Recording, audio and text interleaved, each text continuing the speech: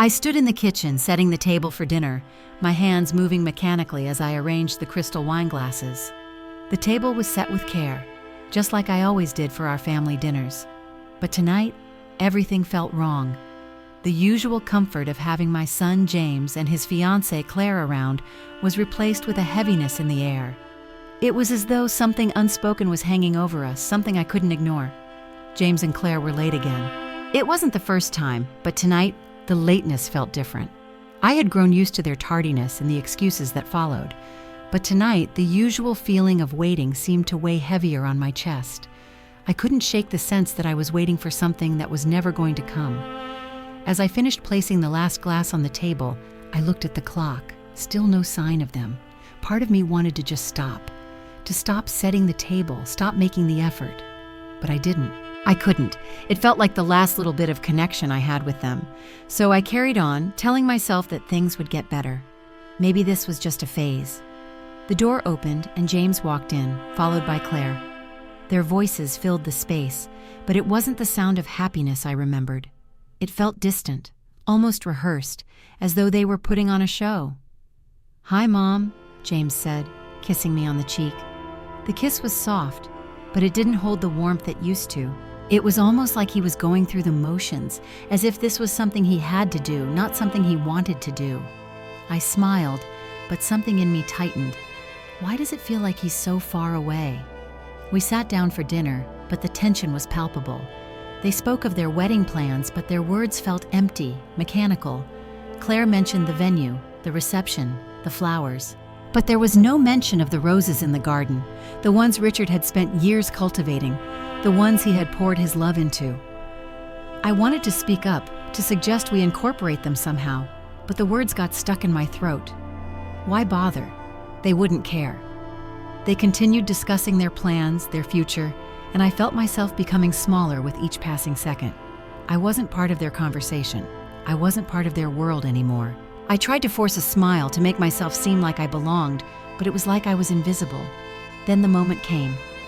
As I poured the wine, my hand shook, and the glass slipped from my fingers, shattering on the hardwood floor. The sound of the crystal breaking echoed in the silence. For a moment, everything stopped. James didn't move.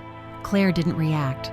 She simply stood up and began gathering the pieces of glass. I reached down to help, but before I could, James's voice cut through the air.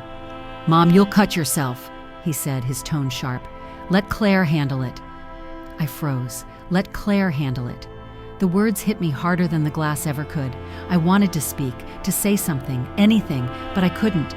I just sat there, motionless, as Claire cleaned up the mess, her smile tight, her movements stiff and distant. They didn't need me. They didn't want me. I was invisible. As they continued discussing their plans, I realized the painful truth that had been building for so long. I was no longer a part of their lives. I had become a ghost in my own home.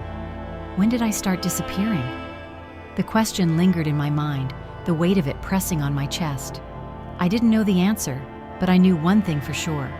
I wasn't the same person I used to be, and neither were they. 3 days later, I baked Nathan's favorite spinach lasagna with extra ricotta, just like I used to make when he was a boy.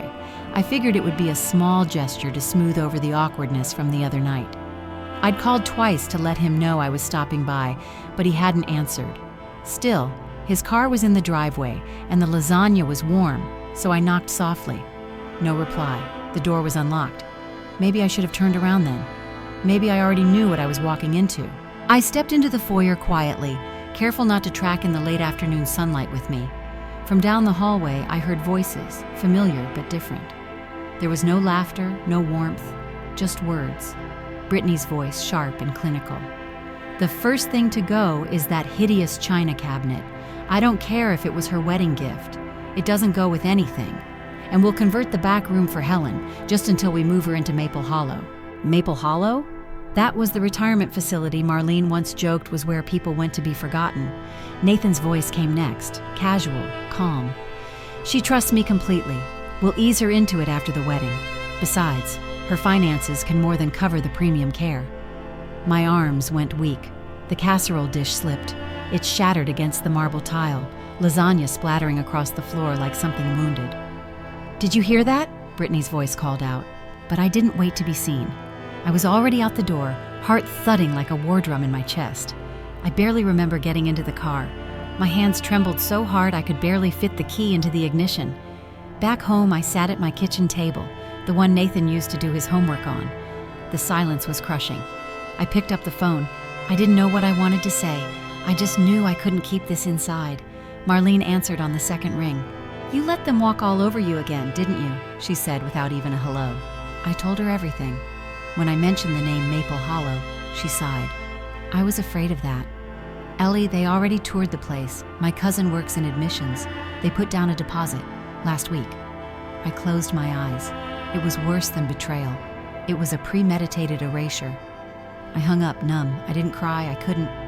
Instead, I moved through the house like a ghost, touching framed photos, the worn arms of the couch, the bookshelf where Nathan's childhood picture still sat, between two of Richard's favorite novels. They were already talking about stripping all this away, all these years, all this life, and I had nearly gifted it to them.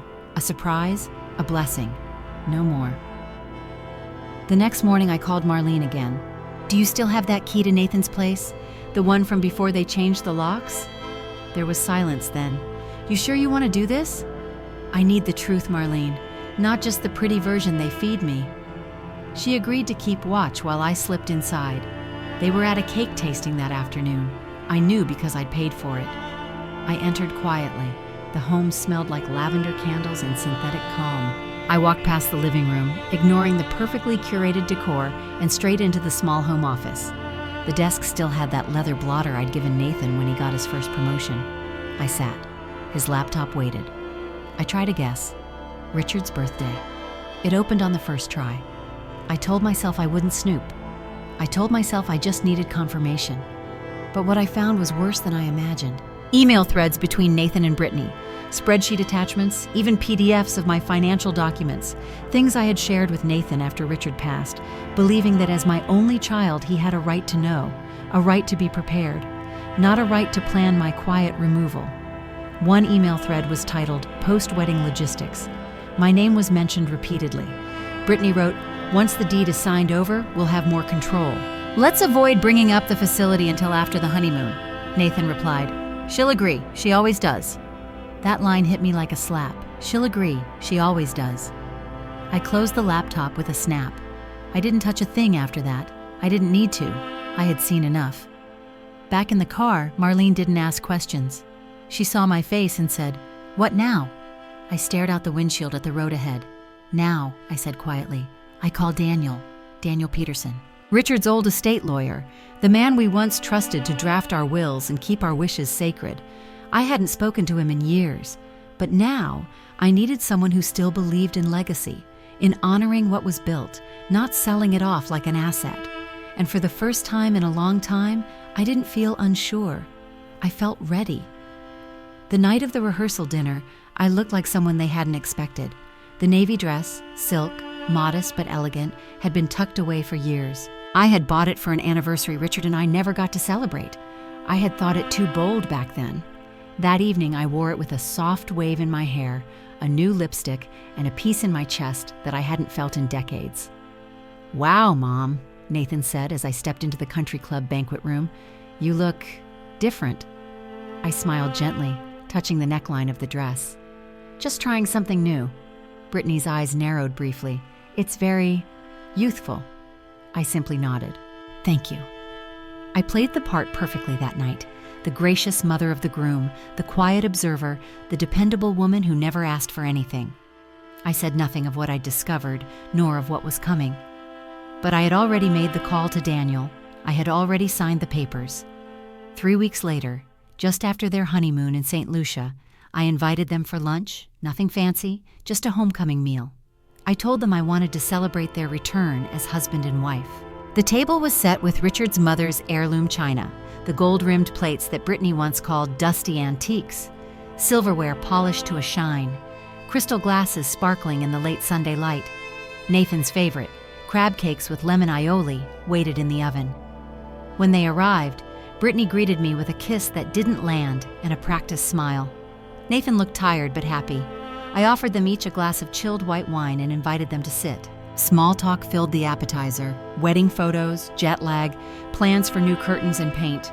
Their voices bounced easily in the room, assuming we were still playing the old game, Helen the Giver, Helen the Silent. But when the plates were cleared, I placed 3 envelopes on the table, each thick and carefully labeled.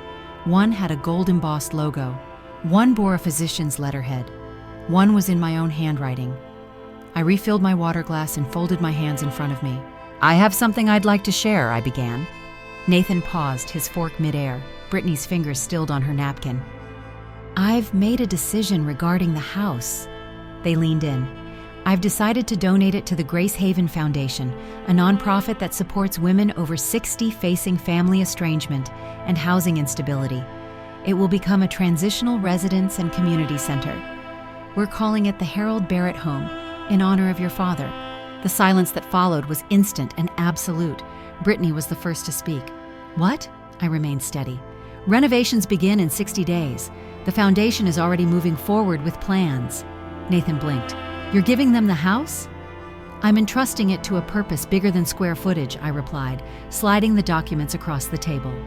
"Here's the legal confirmation. A full psychological evaluation declaring I am of sound mind, and my updated financial statements which confirm I am entirely self-sufficient." Brittany's face flushed. "This is absurd. This is spite." "No," I said calmly. "It's self-respect." She stood abruptly, her chair scraping the floor. "You're just doing this to punish us." "I'm doing this," I said, looking directly at her, "because I finally remembered I don't owe anyone the pieces of myself." Nathan's voice cracked. "Mom, we were counting on this house." "You were," I replied, without ever once asking what I needed. "You assumed I'd hand over my life's work like a set of spare keys." Brittany leaned over the table, her voice sharp. "You can't do this. You promised." "I considered it," I corrected. "I never signed, and thank goodness I didn't." She looked to Nathan for help, but he was quiet, staring at the documents in front of him like they were written in a language he didn't understand. "You're destroying this family," she spat. I looked around the room. The photos still lined the walls. Richard's books were still on the shelves. Nothing about this place had changed except me. "I'm not destroying anything," I said softly. "I'm finally choosing not to be destroyed." She grabbed her purse. "Are you coming?" she demanded at Nathan, already halfway to the door. He stood slowly, eyes flickering between me and his wife. He didn't meet my gaze. When the door slammed behind them, the sound echoed louder than the crystal glass had weeks before. But this time it didn't feel like something breaking. It felt like something beginning. I sat at the table, alone but not hollow, staring at the sunlight bouncing off the crystal glasses, the same ones that once shattered at my feet. Except this time, I wasn't the one cleaning up the mess. 6 months later, I stand in what used to be the formal dining room, the very space where I once offered crab cakes and confrontation. Today, the table has been replaced by easels, brushes, and jars of watercolor. Light pours through the tall windows as I guide 6 women through their first painting session. Some are shaky, others eager. All of us are healing. This is the Harold Barrett home now. Not a gift I gave out of guilt, but a legacy reborn through purpose. We laugh more here than I ever expected. Not loudly, not always, but with that soft, knowing laughter that comes when women finally feel safe. My own condo, not far away, is small but bright. It's filled with color, from the light bouncing off my art, to the morning coffee mugs, to the quiet joy of living on my own terms. I didn't just downsize my space, I expanded my spirit. One afternoon, Nathan comes by. He looks older, thinner. His voice is quieter now. "Brittany left," he says. "We lost the condo. The money's gone. I betrayed you, and I'm so sorry, Mom." I listen, then I nod. I forgive him, not quickly, not fully, not yet. But I begin, not because he deserves it, but because I do. And we start again, carefully, like strangers walking through a familiar room. Now, I often find myself beneath the rose bushes Harold planted, watching them bloom beside the front porch. Inside, women find their voice. Outside, I have found mine. "I gave them a house," I whisper. "They tried to make me disappear. Instead, I made sure I would never be forgotten.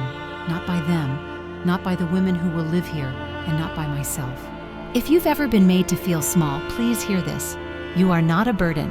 You are not disposable. You matter, and you always have. Thank you for listening.